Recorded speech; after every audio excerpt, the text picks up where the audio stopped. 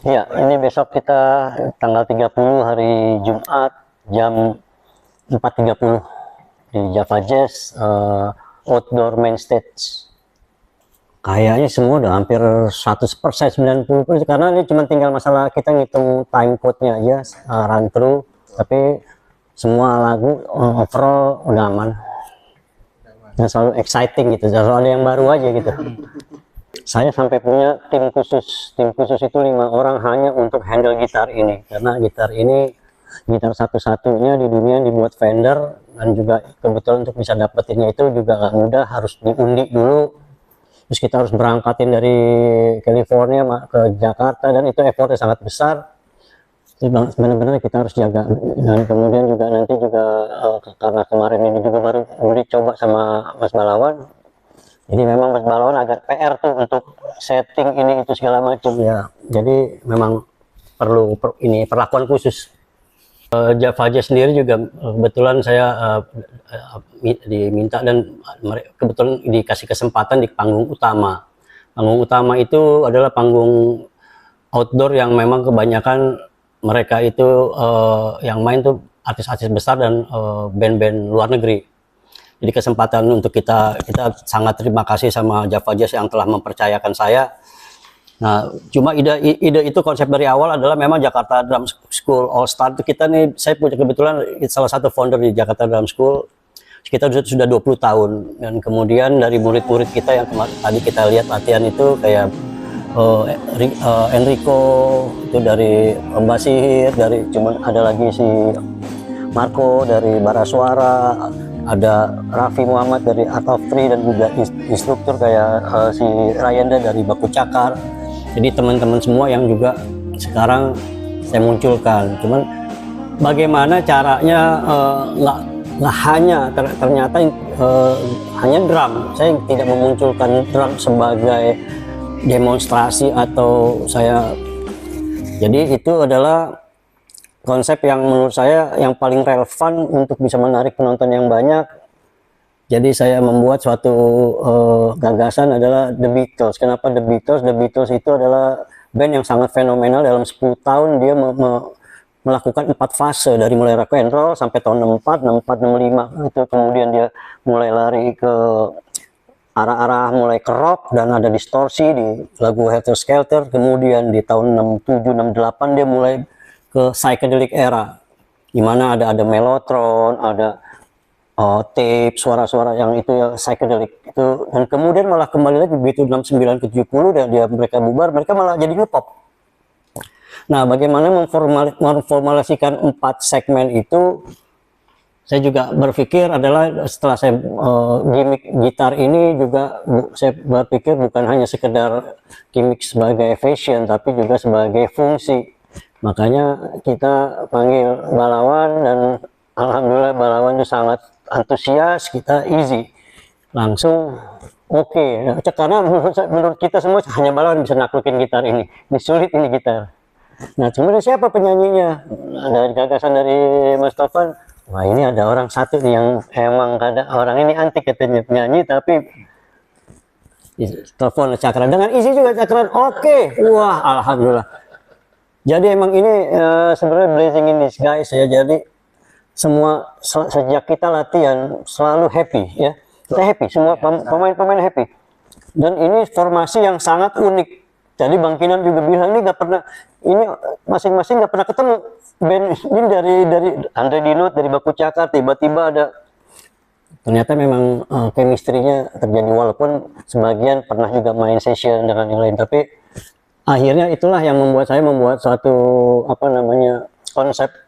Dan kemudian saya ada Dev Numenta, yang kebetulan dia sebenarnya seorang profesor, dia ngajar antropolog di UI, dia ngajar S2 S3, tapi dia juga sebagai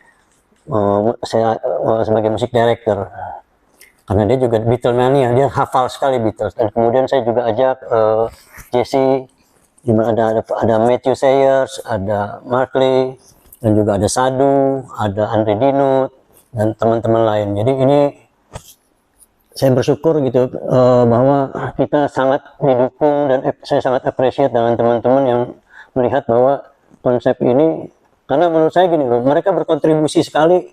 Jadi terjadinya musik Jakarta Dance Floor All Star ini pasti karena kontribusi semua yang ada di sini, terutama Mas Balawan, Mas Cakra, itu saya sangat hormatin, dan bagaimana kita menjaga energi kita tetap solid gitu, tetap karena ini kita bekerja dengan mood ya, gitu.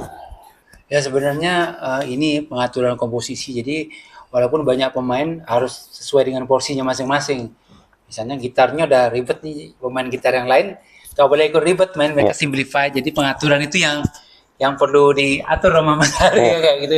Jadi nggak semuanya harus apa namanya, harus semuanya muncul gitu ya. Jadi bagian-bagian dari harmoni kita udah di situ. Mungkin energi yang didapat ya karena banyak pemain yang apa namanya yang sudah ternama ya, maksudnya udah profesional sini ya. Tapi karena main bareng kan bagaimana mau nggak mau harus mengatur egonya atau menurunkan egonya, main sesuai dengan porsinya. Itu yang terpenting kan. Menariknya itu di sana sebenarnya. Understandingnya. Ya. Kalau saya lagi-lagi pertama yang ingin saya ucapkan, saya bersyukur sekali saya bisa ikut dalam sebuah proyek yang dimana salah satu yang diinterpretasikan adalah salah satu musik ataupun musisi yang saya sangat suka juga. Jadi saya sangat gemari ketika saya dihubungi sama Mas Tovan, kebetulan juga Mas Tovan dan Mas Adi. Begitu saya udah nggak pikir panjang, bilang manajer saya clear semua jadwal, saya mau, saya nggak boleh, saya harus ada. Saya karena memang di sisi lain saya sebagai istilahnya yang seniman dan yang saya suka bernyanyi juga. Jadi tadi juga Mas Balawan sempat bilang bukan hanya ada hal yang ditonjolkan, tapi kebersamaan, porsinya sama semua. Jadi sebuah harmoni dalam persembahan sebuah tunjukan itu sangat saya bikin saya senang. Kalau saya yang paling penting saya ngafalin lirik karena memang problemnya kalau setiap penyanyi itu kita harus berusaha bukan hanya engage dengan teman-teman yang ada di belakang kita, tapi di depan kita. Jadi kalau kita terpaku dalam istilahnya prompter, itu jadi kayak teman-teman di depan tuh jadi terlewatan. Jadi saya berusaha sebisa mungkin, meskipun agak sedikit telat saya kalau menghafal sebuah lagu. Saya dari pertama saya dapat undangan untuk bisa di sini bersama-sama, saya langsung hafalin dari sana. Jadi itu, dan pastinya fisik saya, jadi biar tetap fit untuk acaranya besok. Saya ini punya banyak entitas sebenarnya. Waktu 2 tahun lalu saya kebetulan juga ada Rhythm and Groove Music Camp. Itu berbeda lagi, ada yang cuma sama, ada Berlin Kumahua, kita bikinnya Latin Festive. Tapi di berikutnya lagi. Jadi proyek-proyek saya ini tergantung dari apa ya? Kita kan juga sebagai seniman selalu menghayal, dreaming. Kayaknya lagi dibikin ini, dan saya percaya sama teman-teman, cuman kan semua teman-teman itu cocok di tema musiknya. Jadi saya bisa melihat bahwa saya pinjam rasanya dia. Kalau tekniknya kita udah nggak masalah. Ini kontribusi rasanya di sini. Ini kontribusi. Jadi tergantung proyeknya. Jadi nggak melulu Jakarta Drum School. Jadi Jakarta Drum School, kadang-kadang saya pernah juga di Java Jazz Jakarta, saya bikin 50 drummer, dari mulai drummer Raffi yang kecil waktu itu sampai almarhum Benny Mustafa. Kemudian saya bikin lagi world music. Saya selalu bikin sesuatu yang berbeda, tapi harus spektakuler dan memang harus berkualitas tinggi. Itu misi saya dalam membuat suatu konsep. Ya, kita tahu ya, model kita gini loh. Nih model Mas Balawan ini juga kadang-kadang justru kan greget-greget surprise-nya itu. Kita saling nggak tahu, tapi tanpa gini loh. Ini memang komposisi, tapi kita tahu nih. Tiba-tiba Mas Balawan, ya emang itu terjadi peristiwa musikal situ di situ. Itu yang seru. Tiba-tiba nanti Cakra begini. Buat kita sih apa nih? Itu yang seru, bermusik itunya. Tiba-tiba Mas Balawan bisa ngapain aja. Jadi kita harus cepet tuh. Ya kan, attention. Oh iya, ini maunya ke sini. Jadi ketawa-ketawa, itu sebenarnya bermusik. Ya. Juga mungkin penyanyinya banyak juga ya. Setiap penyanyi itu punya karakter yang ini yang McCartney yang agak lembut, betul. John Lennon yang agak serak gitu. Mungkin itu aja pertimbangannya. Karena kan harus dijadiin bossa nova juga kan. Iya, tiba-tiba jadi busana apa? Yesterday nggak bisa jadi. Iya, lucu.